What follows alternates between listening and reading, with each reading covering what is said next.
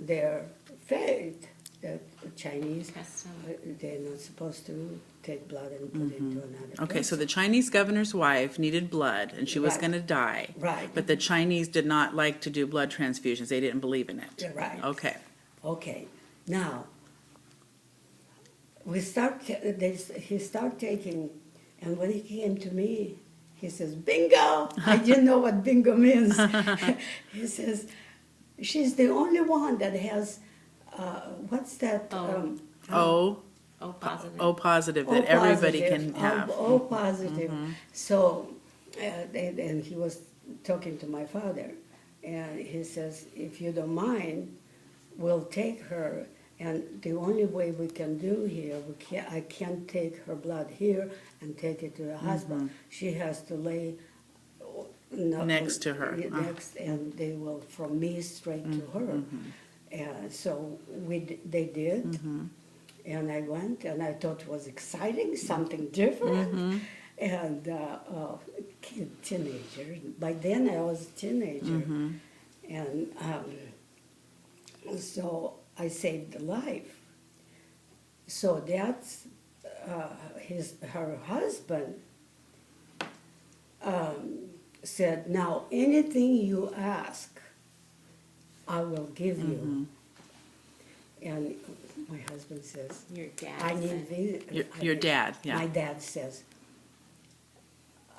we need to get to Shanghai, and how can we do? Oh, he says, I know missionaries that in Shanghai, American mission, but they were not American, they were Swedish.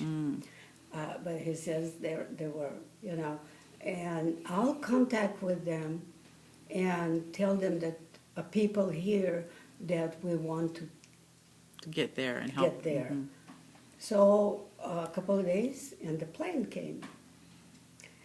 And we got in a plane and started flying, and that was the old time. Now they don't make those kind of planes. 3 propellers, or, and one propeller died, and the plane cannot fly with such a heavy. We all had suitcases. That's all we lived from. We traveled. We didn't have closets full of clothes. We had the suitcase. And our bodies and our suitcases are heavy. And he says, we can't fly. So throw away all the suitcases so we can get to Shanghai. Well, I even have marked where Lanzhou to Shanghai. I used to speak this. And where was it? Oh, the airplane. That's the funniest part. My aunt, Nesha, my father's sister, she was pregnant. And she says, throw me over, so safe for everybody else, the kids, throw us overboard, we're the heaviest. But nobody threw her over. Well, that's good. So you threw out the luggage and you made it to Shanghai. Made it to Shanghai. And in Shanghai, the missionaries met us. And future, my husband, was a translator. Oh, And he okay. was translating.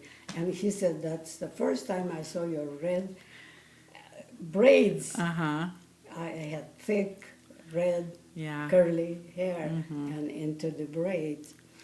And so he says, but you were too young to approach you. So you guys kind of went to the same churches, right? Grew up there in Shanghai. You finished growing up In Shanghai, Val and his parents already went to California. The church in San Francisco called them, and government let them come in. And so he was left because he was already adult. They took the kids, Andy and Jean, but They left Val Val. was already, and he was in medical school. And I already had job, and my mother was cleaning houses, and I was there was a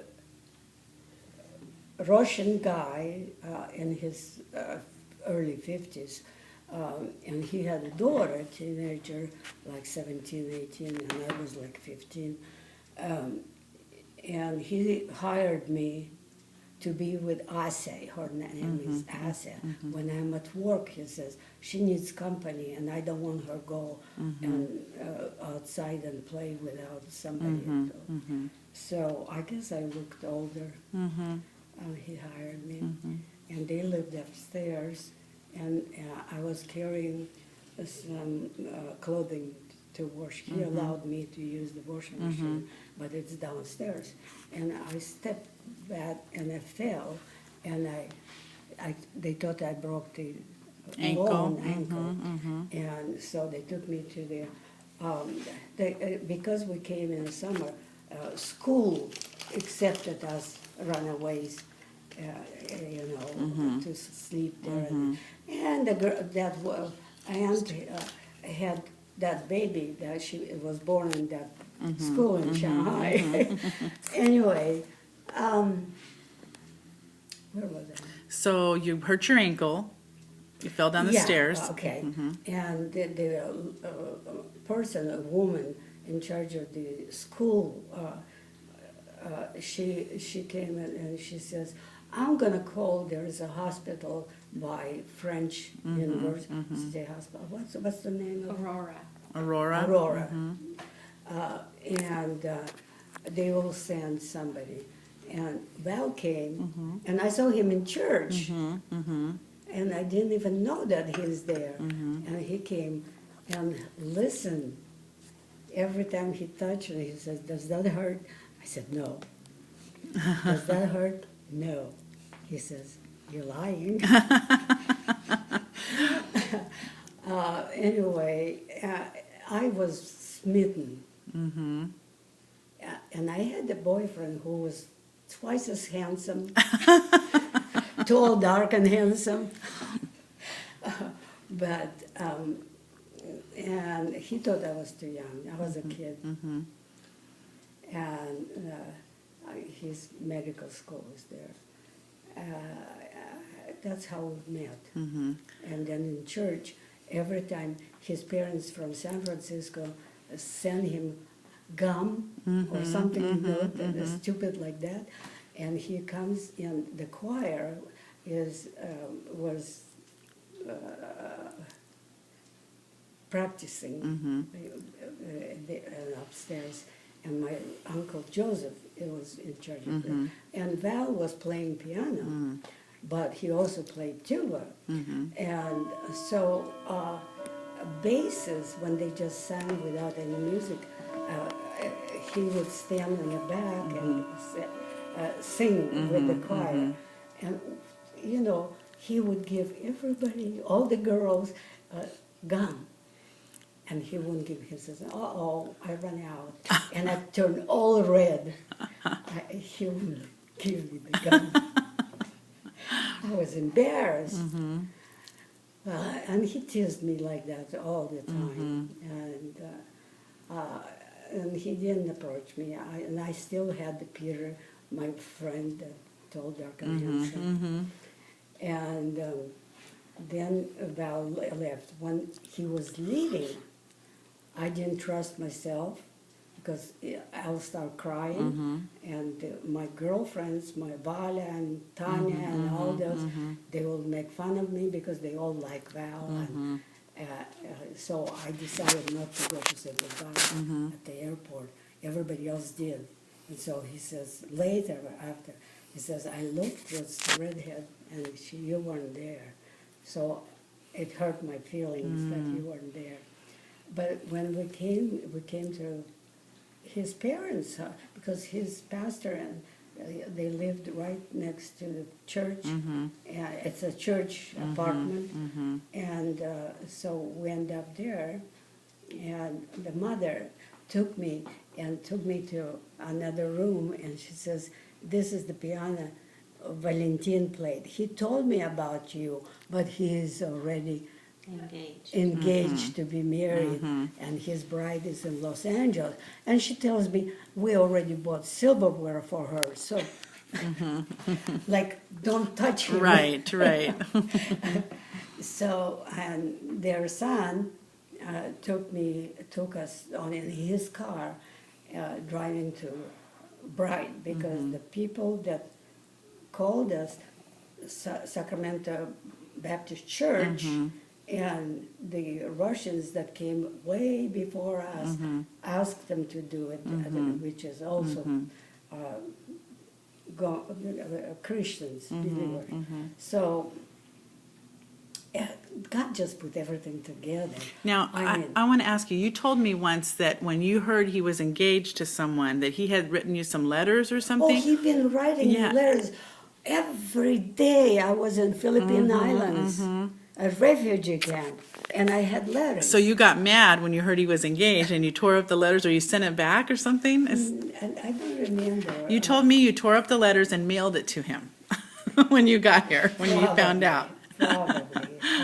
I don't remember. But anyway, he was Texas training. He has already joined the Air Force, and they needed the doctors and nurses and Medics and medics, all kinds of medics. And so the government asked Val. At first, they wanted him to be interpreter, and he can go to China and speak Chinese. He can speak Russian and all that. So they wanted him, but I already had the babies, so they don't take. The Married, fathers yeah, married yeah. me. But so he was in Texas. How did you guys get back together? How we got back together, he was in Texas in training, and his mother wrote him a letter that I was here. But she didn't tell me that she wrote him a letter.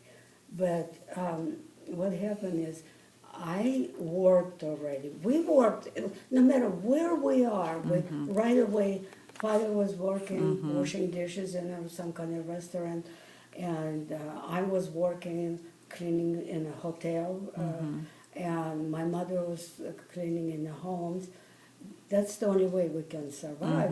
In those days, they didn't give you Assistance. come here and they give you Right, no welfare, no, no yeah. welfare. Anyway, and we stayed at this family that were there before. We knew them in China and all that, and they the ones that called us because father is a preacher, and they wanted him there. So, where was I? Okay, so he was in Texas. His mother wrote and said, Lydia is now in the U.S. Well, I went to work. At that particular time, I was working at the laundry, and I was the one that ironing shirts. I'm the only one that knew how to iron shirts.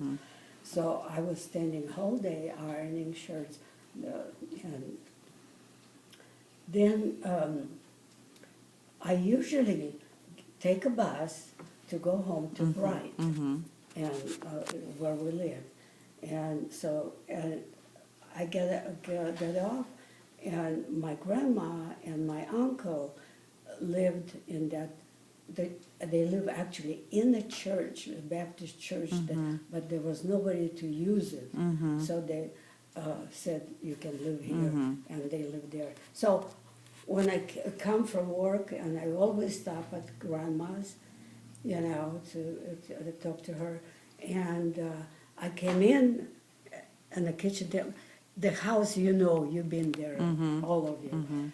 But I look, and Val was sitting, they sitting around the table, and he was sitting right there. And he just stares at me. And I got so embarrassed. I remember that. I said, and father and mother and he were sitting there, and my grandma was someplace else. I said, I'm going to go talk to grandma. And I left. And then next time he came, he already told, you want me to tell how he went back to Los Angeles to his girlfriend? Yeah, tell us. Oh, so he came here to visit supposedly his parents, and he went to San Francisco and visited them. And mother said they already bought a silver for their wedding and all that. And so he says, I'll go to Los Angeles. And he left for Los Angeles before saying a word to me, anything. He went to Los Angeles, and the kid, that little sister of the girl that was supposed to marry him, she says, Uncle Val, she's on a date with a guy. He picked her up, so they're not going to be early here. When she goes on a date, she stays long. So he waited there, and the little girl yakking, and her mother calling, but she liked, Val likes kids, so he, and so she came home, and she was shocked that he's there, and he says, I need to talk to you. I am sorry, but we cannot get married. And whatever he said, and he came back to San Francisco, and he told his mother, don't talk about it because I broke up the engagement. And she says, We already you're bought not gonna silver. go that, you're not gonna go that redheaded because she didn't like me. And I was so young and in love. So he came back to Bryant and found you.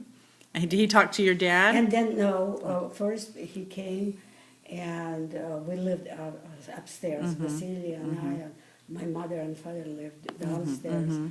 And before they built the house, you know, the old house that we bought, father bought. And Val came and he asked my parents, can I go and talk to Lydia? And they said, yeah, if she's home. So he went upstairs, and then he told me that he broke up and he wants to marry me. Really? And that's where it started. Did you say yes right away, or did? No, at first I missed something. He says, let's go take a walk by the river. You know, the river that Over the levee? levee. That's, and we took a walk at the levee. And gradually he first took my hand and walking with his hand. Then he put an arm around me. If I push him away, he knows that I'm not ready, Right. you know. This was all the first day? Yeah. He hold your hand and then put his arm around you? Wow.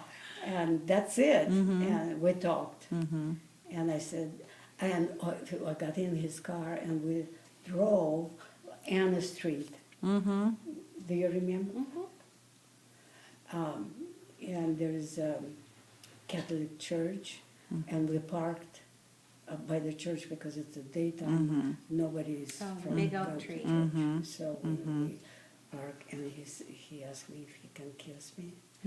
Our first kiss. On your first date? No. Oh, oh, that was This is- later. He started coming. Oh, okay, okay. Under that oak tree. Under the oak tree. Yeah. And that was the beginning. Yeah. And then later you bought a house on Anna Street and lived there. Yeah. And then we bought that house from you and we lived there. So, and Maddie, all of our kids were born That's when where my first kiss. I'll have to. With him. I I wonder- had a boyfriend. so I know. Well, we'll have to look for that tree today when we go by there because we're going to go by our old house on Anna Street. So Is the tree still I don't there? know. The church is still there. We'll look for that I'll oak tell you tree where it on is. Holy Cross. Yeah. So. Yeah, we parked and he says, can I kiss you? Well, that's and wonderful. In his medical, he knows all. And the pictures she showed me yesterday. Oh, we don't need that taped. Yeah. No. I